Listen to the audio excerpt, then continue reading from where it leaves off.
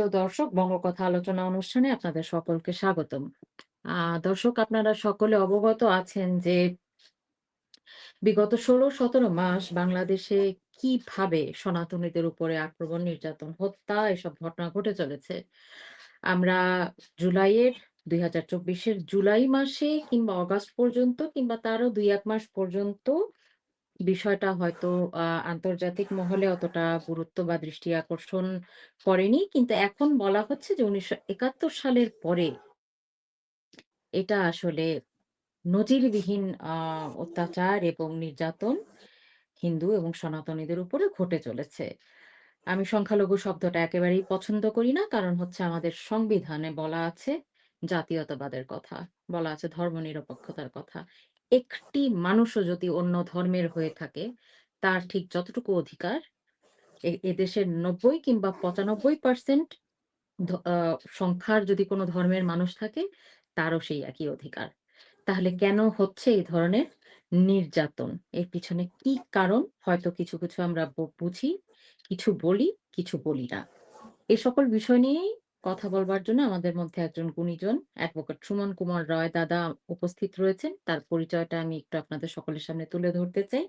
দাদা একজন advocate, Bangladesh supreme কোর্টের আইনজীবী এবং তিনি বাংলাদেশ সনাতন পার্টির সাধারণ সম্পাদক। দাদা নমস্কার, আমাদের অনুষ্ঠানে আপনাকে স্বাগত। নমস্কার, ধন্যবাদ আমাকে বঙ্গকথা এই চ্যানেলে আমন্ত্রণ জানানোর জন্য।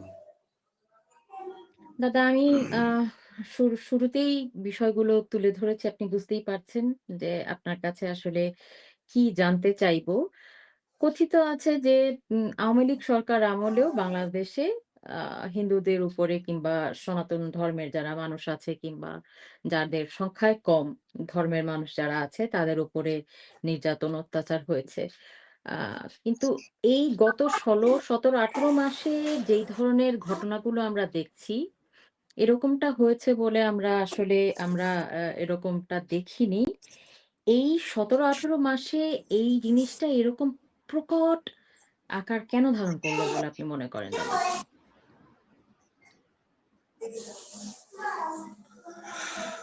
দাদা কি ধন্যবাদ আপনি শুনতে আপনাকে। পাচ্ছেন? হ্যাঁ এটির দাদা। মধ্যে আপনার আসলে সংখ্যালঘু সম্প্রদায়, যদিও অনেকে বলে যে সংখ্যালঘু সম্প্রদায় আমরা মানি না, বিশ্বাস করি না, সব সরকারের আমলেই কিন্তু আমরা এটা শুনে এসেছি।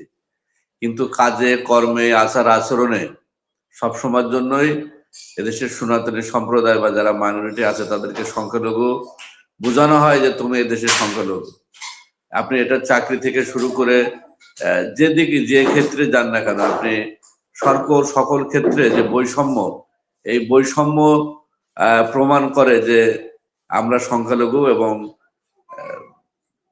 আমরা সেইভাবে নির্যাতিত হই এবং আমাদেরকে সেইভাবেই সব জায়গায় সেই ধরনের আচার আচরণ, আপনি কর্মক্ষেত্র বলেন, আপনি চলাফেরার ভিতরে বলেন, সব জায়গায় বলেন। তো এটা ১৯৭১ সালে বলে যে আপনারা দেখেছেন যে সেই সময়ও বেছে বেছে লুঙ্গি চেক করে করে, মানে কি বলবো, যে প্যান্ট খুলে দেখা হয়েছে যে সে এক কথায় সে হিন্দু কিনা বা মালায়ন কিনা, মানে সে কাফের কিনা, এবং সেই ধর্মের ভিত্তিতেই তাকে সেইভাবে হত্যা করা হয়েছে। এবং যে পরিমাণ ৩০ লক্ষ শহীদের কথা বঙ্গবন্ধু বলেছেন, তার ভিতরে আমি মনে করি যে আমরা যতটুকু গবেষণা করে পেয়েছি ২৪ লক্ষই হত্যা হয়েছে দেশের মাইনরিটি সম্প্রদায় এবং বিশেষ করে সনাতনী সম্প্রদায়। তারপরে আমরা ভেবেছিলাম যে দেশ একদিন স্বাধীন সার্বভৌম বাংলাদেশ বঙ্গবন্ধুর নেতৃত্বে। কিন্তু ৭৫-এর ১৫ই আগস্ট বঙ্গবন্ধু হত্যার পরে আমরা যেসব সরকারগুলো আসলো সেখানেও দেখা গেল যে সেই সংখ্যালঘু সম্প্রদায়ের উপরে বিমতাসুলভ আচরণ হয়েছে। এবং ৭৫ পর্যন্তও সেইভাবে যে সংখ্যালঘু সম্প্রদায় যে খুব ভালো ছিল সেই ধরনের কিন্তু আমরা অনেকের কাছে শুনেছি, সংখ্যালঘুরা সেই সময়ও কিন্তু খুব একটা ভালো ছিল না। পরবর্তীতে দেখা গেল যে আহ, যখন বিএনপি ১৯৯১ সালে শেখ মুজিবুর রহমানের আমল, তারপরে বিএনপি জাতীয়বাদী দল যখন ক্ষমতায় আসলেন, ৯৬ সালে আওয়ামী লীগ ক্ষমতায় আসলেন, সেই সময় পর্যন্ত কিন্তু বাংলাদেশে কিছুটা সাম্প্রদায়িক যে সম্প্রীতি, যে অসাম্প্রদায়িক চেতনা, সেটা কিন্তু আমরা অনেক ক্ষেত্রে দেখেছি। কিন্তু ২০০১ সালে যখন জোট সরকার ক্ষমতায় আসার পরে আমরা দেখলাম যে বাংলাদেশে সংখ্যালঘু সম্প্রদায়ের উপরে ব্যাপকভাবে অত্যাচার, নির্যাতন যেমন বৃদ্ধি পেয়েছিল, এবং সেই সময় কিন্তু হিন্দুরা অনেক বেশি আতঙ্কে ছিল এবং অনেক বাড়িঘর ভাঙচুর হয়েছে। এটা অসংখ্য হাজার হাজার সে তথ্য প্রমাণ সব জায়গায় আছে।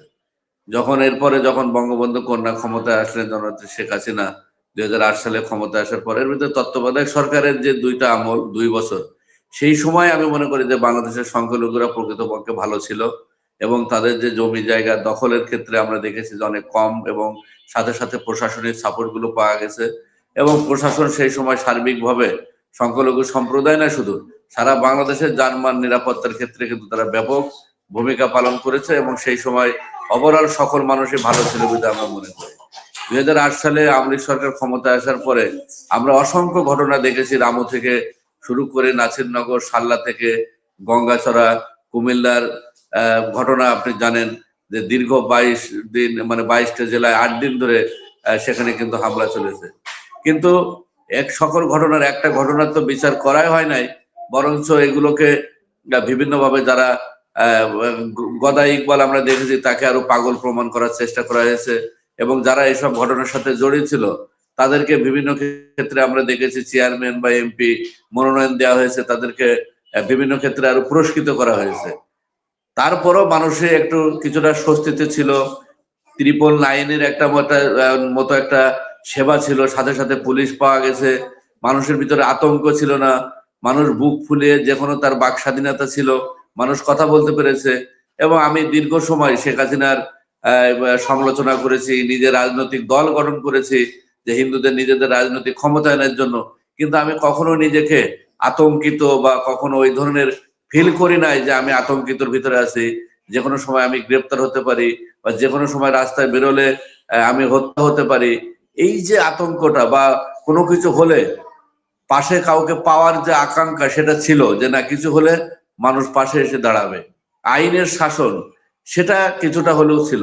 হ্যাঁ, তার বিপরীতে হয়তোবা গুম খুন অনেক কিছু হয়েছে, বিরোধী দল দমনের ক্ষেত্রে হয়তোবা অনেক কিছু হয়েছে, জঙ্গি দমনের ক্ষেত্রে অনেক কিছু শেখ হাসিনা সরকার যেমন উন্নয়নও করেছেন, পাশাপাশি এইগুলোর ক্ষেত্রেও অনেক সমালোচনাও রয়েছে, আলোচনাও রয়েছে।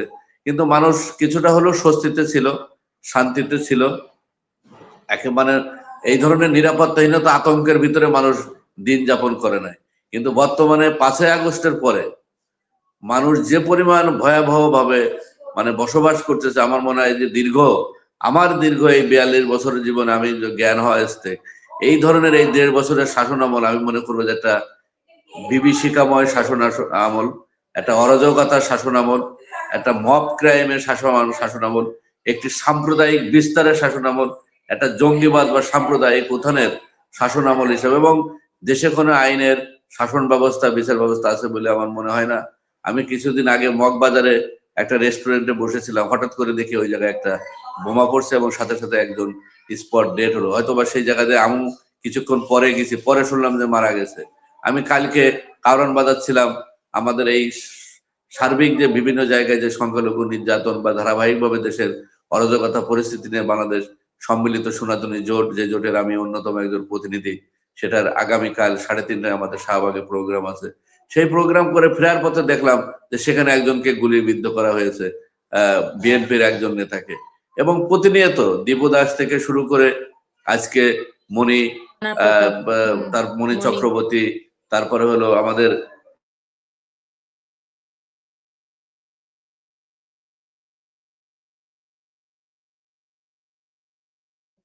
পাচ্ছেন না? আপনার বোধহয় নেটওয়ার্কের প্রবলেম হয়েছে দাদা। আপনি ভিডিওটি স্থির হয়ে গেছে। দাদা আপনি কি শুনতে পাচ্ছেন আমাদের কথা? করতে হয়, এবং শুধু সনাতনী সম্প্রদায় না, ওভারঅল যারা মুক্তিযুদ্ধ শেষ করে আগে যেমন মুক্তিযোদ্ধা হলে আমরা শ্রেষ্ঠ সন্তান হিসেবে ভাবতাম, এখন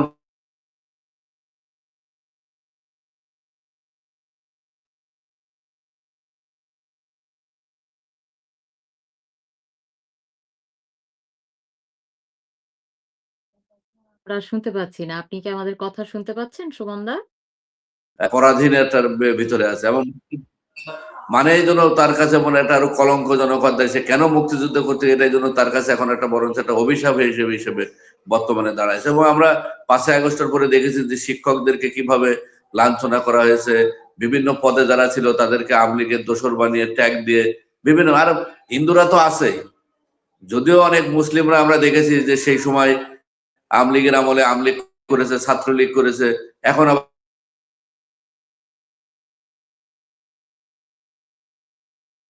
চাইলেও তো না হতে পারে বিএনপি, না হতে পারে জামাত।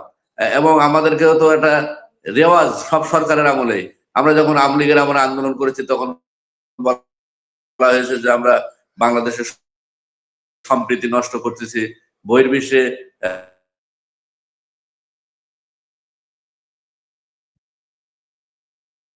কিন্তু দেখা গেছে যে সেই সময় কিন্তু অত্যাচার নির্যাতন কিন্তু থেমে থাকে নাই।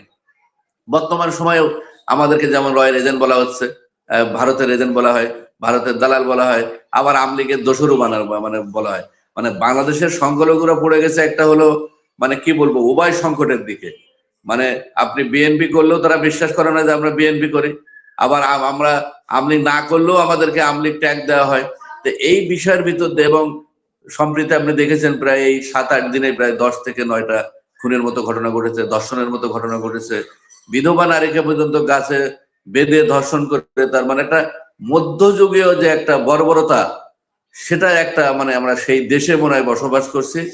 এবং আর কিছু বলার নাই, বর্তমানে যে অরাজকতা চলতেছে আমার জীবনে, আমি দীর্ঘ এই আমার 42 বছর বয়সে আমি ঢাকায় আসছি 2003 সালে, এই দীর্ঘ এই যে 22-23 বছরে আমার জীবনে কখনো এইরকম অরাজকতার শাসন, এরকম অরাজকতা পরিস্থিতি, মানুষের ভিতরে উৎকণ্ঠা, মানুষের ভিতরে একটা আতঙ্ক, এই ধরনের বিরাজমান আমার আমার চোখে কখনো পড়ে নাই। এবং আমরা তো বারবার বলছি যে ইউনূস সরকার রাষ্ট্র চালাতে সম্পূর্ণভাবে ব্যর্থ হয়েছে, জানমালের নিরাপত্তা দিতে ব্যর্থ হয়েছে, জনগণের নিরাপত্তা দিতে, শুধু সংখ্যালঘু না ওভারঅল সকল মানুষের নিরাপত্তা দিতে ব্যর্থ। যেখানে আপনি বাক স্বাধীনতার কথা বলেন, যারাই বাক স্বাধীনতার কথা, যারাই কথা বলতেছে, যারাই অন্যায়গুলো তুলে ধরতেছে, তাদেরকে গ্রেপ্তার করা হচ্ছে। প্রথম আলো থেকে ডেইলি স্টারের মতো পত্রিকাগুলোতে তাদেরকে একটা ট্যাগ লেগে তাদেরকে হামলার শিকার হতে হয়েছে। এখন আজকে প্রথম আলো হচ্ছে, ডেইলি স্টার হচ্ছে, কালকে হয়তো বা আমার উপরে হবে, কিন্তু তারপরেও এই অন্যায় বিরুদ্ধে আমাদেরকে কথা বলে যেতে হবে, অন্যায়ের বিরুদ্ধে আমাদের লড়াই করতে হবে। এবং মুক্তিযুদ্ধের সপক্ষের যারা শক্তি, সবাইকে যতদিন পর্যন্ত আমরা ঐক্যবদ্ধ না হতে পারবো ততদিন পর্যন্ত আমি মনে করি যে এই অরাজকতা এবং নির্বাচন, আমরা দেখেছি যে তফসিল ঘোষণা হয়েছে, তফসিল ঘোষণার সাথে সাথে হাদিকে হত্যা করা হলো, একজন যিনি প্রার্থী তার নিরাপত্তা নাই। এবং আমরা 5ই আগস্টের পরে দেখেছি যে কিভাবে বিভিন্ন সাজাপ্রাপ্ত দাগী আসামিরা জেল ভেঙে পালিয়ে গেছে, তাদেরকে কিন্তু গ্রেপ্তার করা হয় নাই। বিভিন্ন থানায় লুট করা হয়েছে যেসব অস্ত্রগুলো, সেগুলো কিন্তু সেই অস্ত্রগুলো কিন্তু উদ্ধার করা হয় নাই। এবং আমরা জানতে পারলাম যে এই যে মাদ্রাসা, যে আপনারা দেখেছেন কেরানীগঞ্জে কিছুদিন আগে একটা বোমার বিস্ফোরণ একটা মাদ্রাসায়, পুরো মাদ্রাসায় উড়ে গেছে, এবং সেখান থেকে এই বোমা যারা তৈরি করতেছিল, এটা নাই একটা বিস্ফোরণ হয়েছে, কিন্তু যেগুলো বিস্ফোরণ হয় নাই তারা না কারোর কাছে তো বোমাগুলো তারা সাপ্লাই করেছে, বা কারোর কাছে বোমাগুলো বিক্রি করেছে। এই বোমাগুলো কার উপরে প্রয়োগ করা হবে? আপনার আমার উপরে প্রয়োগ করা হবে, কোনো জনসময় প্রয়োগ করা হবে? সেই বোমাগুলোও কিন্তু এখনো উদ্ধার হয়েছে কিনা আমি জানি না।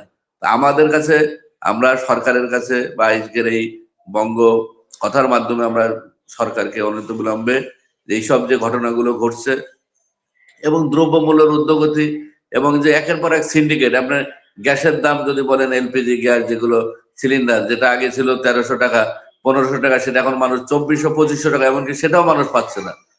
একটা জন্য একটা দেশ কেউ চালাচ্ছে বলে আমাদের কাছে মনে হচ্ছে না, দেশ যে আসলে কেউ চালাচ্ছে বা কারোর হাতে দেশ নিয়ন্ত্রণে আছে কিনা, এটা আমাদের কাছে এই মুহূর্তে বোধগম্য মনে হচ্ছে না। এই হলো আমার সার্বিক আমি যতটুকু পরিস্থিতি। এবং সব সরকারের আমলে আমরা দেখেছি বিচার বিভাগকে নিয়ন্ত্রণ করার সময়, যখন আওয়ামী লীগের আমলে ছিল, বিএনপির আমলে শত শত মামলা হয়েছে। আবার যখন দেখা যাবে যে আওয়ামী লীগ, এখন আবার আওয়ামী লীগের বিরুদ্ধে শত শত মামলা হচ্ছে, যেসব আসামি জামিন পাচ্ছে না মানে ইচ্ছাকৃত ভাবে, যার সাথে যার শত্রুতা আছে, থানায় গিয়ে টাকা দিয়ে তাদেরকে নাম দিয়ে দিচ্ছে, আবার দেখা যাচ্ছে জামিন হওয়ার সাথে সাথে তাকে আবার সোন অ্যারেস্ট করতেছে। সেই একই কিন্তু ধারাবাহিকতায় লাভবান হচ্ছে দেশের পুলিশ, কিন্তু ভিকটিম দেখা যাচ্ছে প্রত্যেক দেশের, এই দেশের রাজনীতিবিদরা কিন্তু এটা সাফার হচ্ছে। এখন যারা আমরা রাজনীতিবিদ, যারা আমরা রাজনীতি করতে চাই, যারা আমরা সৎ হিসেবে এদেশের দেশকে গড়তে চাই, আমরা সংসদে যেতে চাই, আমরাও তো ভয় পাচ্ছি। আজকে যে রাজনীতি করার জন্য যদি কারোর বাড়ি ঘর পুড়ে দেওয়া হয়, কারোর কাজের মেয়েকে পুড়ে ঝুলিয়ে পোড়ানো হয়, তাহলে এই কালচার যদি চলতে থাকে তা আগামী দিনেও তো সেটা হবে। যেমন আমি গতবার সংসদ সদস্য পদপ্রার্থী নির্বাচন করেছি, 18-তে করেছি। এবার আমি করতে ভয় পেয়েছি, কারণ এবার দেখা গেল যে 5ই আগস্টের পরে গতবার যারা নির্বাচন করেছিল তাদেরকে কোনোভাবেই কোনো জায়গায় ডাকা হয় না এবং তাদেরকে দোষর আখ্যা দেওয়া হয়েছে। তো এই নির্বাচনে যদি আমরা যাই, কোনোদিন যদি আবার আওয়ামী লীগ ব্যাক করে বা আওয়ামী লীগ ফিরে আসে, তখন তো আমাদেরকে আবার এই এই সরকারের দোষর বানাবে। তাহলে আমরা আলটিমেটলি কিন্তু সেই ভালোর দিকে কিন্তু যাচ্ছে না রাষ্ট্র, আস্তে আস্তে কিন্তু আমরা খারাপের দিকে যাচ্ছি। তো সেই জায়গা থেকে আমি মনে করি যে দেশকে যদি ফিরিয়ে আনতে হয়, আমার মনে হয় রাজনীতিবিদদের আরো সচেতন হওয়া উচিত এবং সবাই মিলে কিভাবে একটা, আমার মনে হয় যে জাতীয় সরকারের কোনো বিকল্প নেই এবং সব দলকে নিয়ে, যদি আওয়ামী লীগ কোনো ভুল করে থাকে সেই জন্য যারা ভুল করছে তাদেরকে অবশ্যই আইনের আওতায় নিয়ে আসতে হবে।